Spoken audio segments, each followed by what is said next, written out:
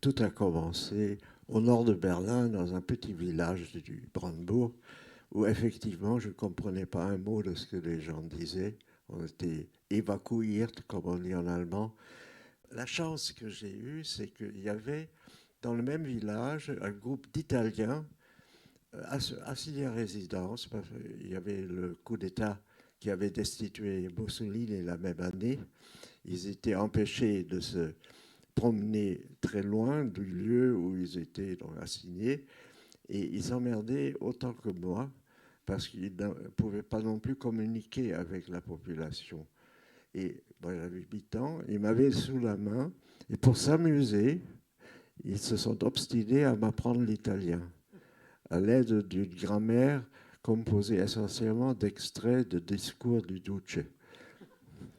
J'ai été extrêmement frappé par un effet en retour que produisait sur moi cette langue étrangère que j'étais en train de découvrir. Elle m'ouvrait des portes à la langue que j'ai dû abandonner quand je suis allé à la campagne chez des gens qui parlaient un dialecte que je ne comprenais pas. L'italien devenait d'une certaine manière le substitut de ma langue maternelle d'origine. C'était une véritable libération et je me suis senti chez moi dans une autre langue.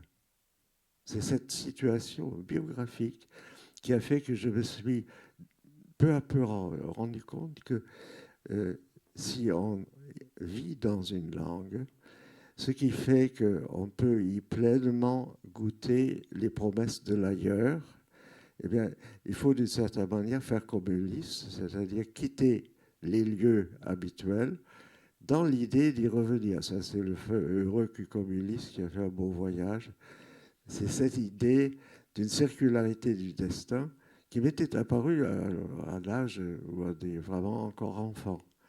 Et ça m'a accompagné toute ma vie, cette idée qu'une langue dans laquelle on vit a tout à gagner à être quittée pour une autre langue, mais dans l'idée qu'on va revenir.